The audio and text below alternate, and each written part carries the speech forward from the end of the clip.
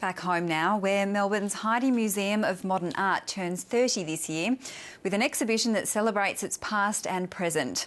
Sidney Nolan, Arthur Boyd and Albert Tucker are amongst the famous names whose careers were nurtured by John and Sunday Reid at their Bohemian property.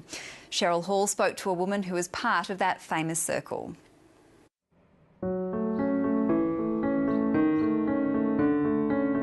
There are few witnesses left who can cut through the myth of Heide's early days.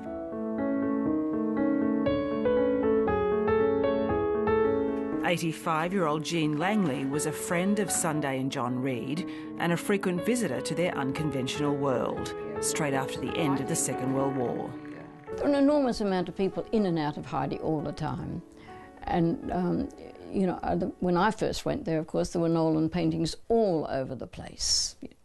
Just leaning up against the walls and cats, you know, all over the place. And the table was as it was when Sid was painting there, you know. They'd be cleared away and then we'd all sit down to dinner. It was fun, really. It was lovely. Painting was the thing that was like a magic world. And it was something that had been denied us for many years, you know, 6 years during the war.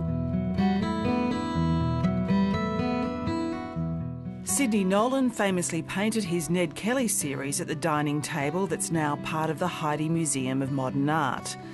The myths have grown as the relationships between the artists have become part of the story and the art. In this painting, Sidney Nolan makes his feelings clear about Sunday Reid. Rosa Metabilis, yes.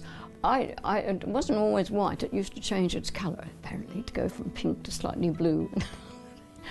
And no, I don't think there's any doubt about that.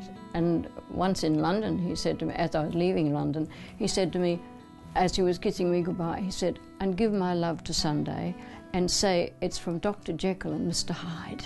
And he said it in such a sweet, caressing sort of way, you know. And I think even at the very end, that was years after they'd separated.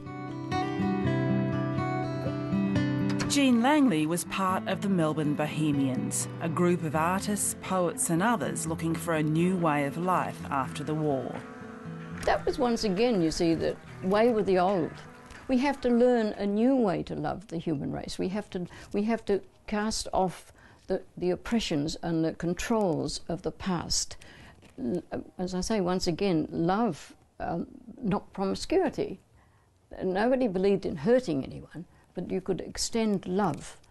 And that, of course, meant that you could have an affair with them. So it was worldwide. It wasn't just Melbourne. It was a worldwide idea.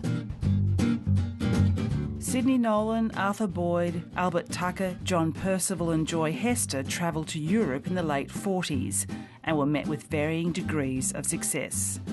Sunday and John Reid eventually built themselves another home on their farm, half home, half art gallery, that's now grown over the years to showcase today's artists. It's very significant for us to have a work like Rose Nolan on display as people walk into the Central Galleries, because Rose Nolan is part of a generation of young artists, particularly young Melbourne artists. They're exactly the kinds of people that John and Sunday Reid would have supported. Kathy Temin is another. I make sculpture. I make very unconventional looking sculpture in that it's made from synthetic materials, synthetic fur.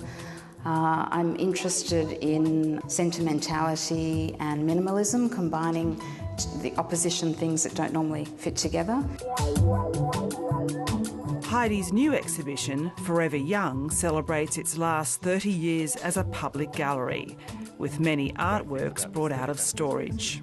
If we were looking for the kind of radical gestures in recent art that the Reids looked for in the art of the 30s and 40s, we would find it in an artist like Juan de Villa. People would have been horrified to see this. Well, famously, one of Juan's exhibitions was closed down by the police at one stage. The painting itself is heavily coded and encoded with symbolism and analogy. The words that each of the figures spells out, the word fathom, and fathoming the complexity of Juan's painting is something that we've all grappled with. The biggest challenge for Heide is to overcome its reputation as a place of nostalgia. I think it's perhaps lost that really hard cutting edge, but that's something that can be attended to and addressed very easily. Do you think it's important to have a gallery that does shake people up a bit?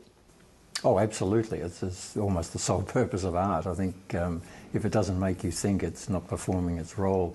This is a work by the coloured light. And that's the focus of Heide's director, Jason Smith. Tucker, Hester and Nolan, Percival, Boyd were all fearless in their determination to create a new visual language for young Australian artists, or as young Australian artists.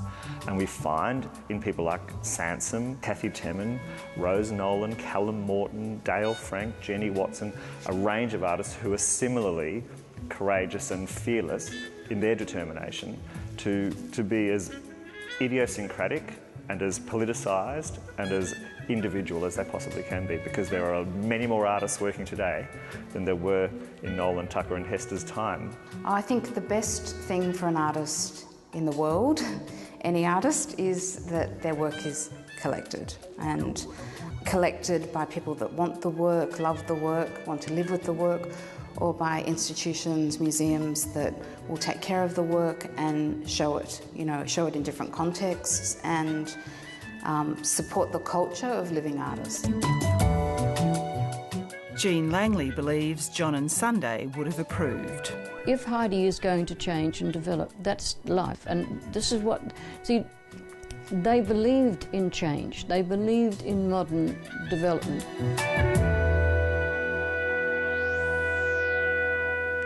Cheryl Hall reporting there.